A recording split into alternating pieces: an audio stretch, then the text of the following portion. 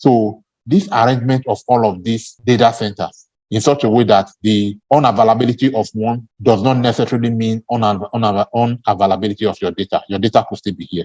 It's called availability zone. So availability zone, this is how they are arranged. And that is why they are called availability zone. It means that whatever happens, unless the three of them go off at once, and to reduce the possibility of three of them going off, this would normally be placed in one town and this is placed in another town, so that the fire or the wind or the hurricane that destroyed this is not likely to also affect this one. And that is not likely to also affect this. So when we say that there is a region in South Africa, imagine what we are saying. We are saying that a region is made up of at least 3 availability zones. So we are saying that we have 3 of these, one like that. Let's quickly remove this. So one availability zone, otherwise called AZ like that, another AZ like that.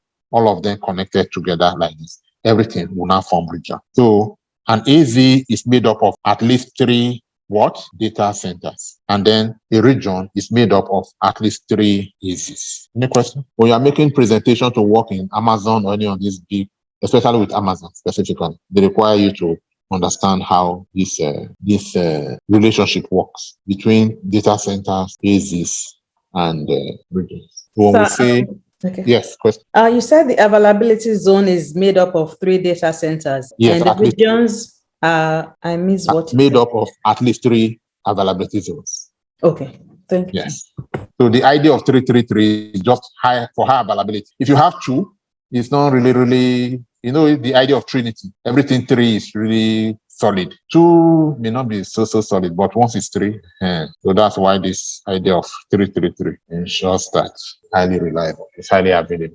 All right. And then the next thing, infrastructure is region-based, but so this one requires us to set up, install and configure Apache. Okay, let me share the other screen. Okay, the next thing I want to do now is to connect. It's more flexible, and you as the user have better control over your command line interface when you are working from outside cloud. And if I come here now and I say connect instance, the flexibility that I have here is not really so much. First of all, like somebody observed in the other class, the whole space is really taken up. Look at this space. I don't know if you can see. Look at the tiny space that I have to work. This is cloud. It's not my computer. So I don't really have control over how I can expand this space. So for this and some other reasons that you would experience later, let us go and work from here, but using our SSH client. Which SSH client would you like us to use? The one that we already know, MobaXterm. So let's quickly download MobaXterm, install it, and then connect to our server and start to use our server. We're already in cloud. Are you fine with that?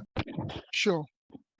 Okay. All right. So I downloaded MobaXterm yesterday if you were in class, and we loaded it. So there's no need to repeat what we already know. There's so much that we don't know.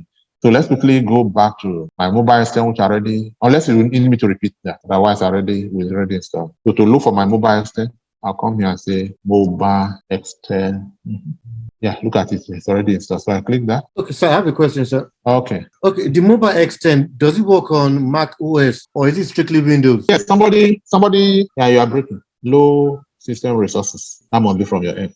Yeah, somebody asked yesterday and later shared in the group that he found how to do it. Yes, although it's not compulsory you use MobaXterm. Mac has its own way of doing it, but because we are just starting, you can just find a way to manage MobaXterm. Within 7 lectures, we'll be done with MobaXterm. I'll give you better ways to do it. Okay, sir. Well, I didn't just want to jump. So even if Mac does not support it, you will not be mixing so much. You know how to use PuTTY with Mac? PuTTY? No, I only go through the terminal. Okay, but you are able to SSH into instances anyway from Mac, right? Yes. Oh, beautiful. That's the real way. Okay.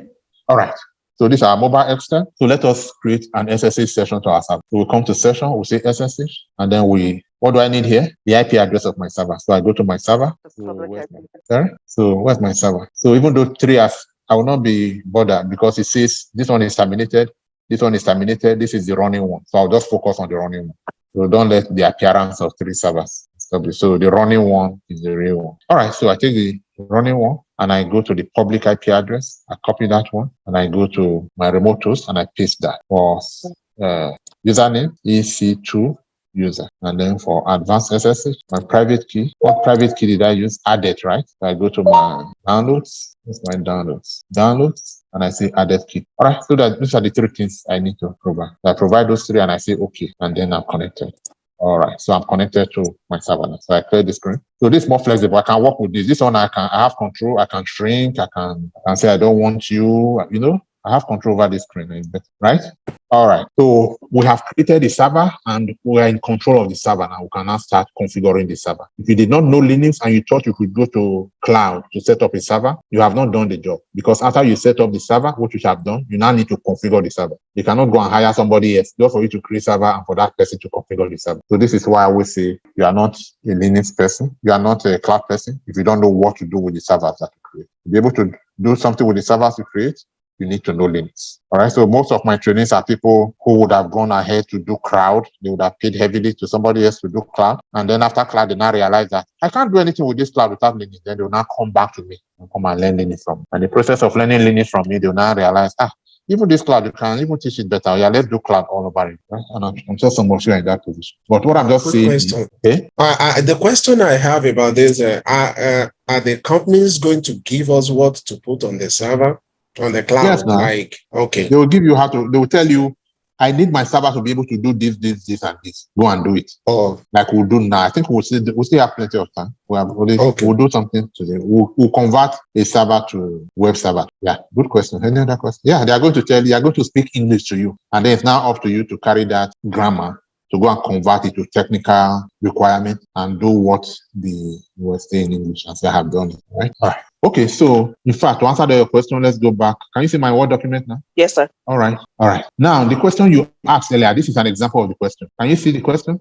So what they want you to do now, what your employer wants you to do, is set up a web server. This server that you just set up now, make it a web server. You know what a web server is? A web server is a server that will allow you to put a website so that the whole world can browse. You cannot just put a website on any computer and expect that the world will be able to browse it. No, there is something you must first of all do on the server to make it a web server so that if you now put a website there, the whole world can now browse.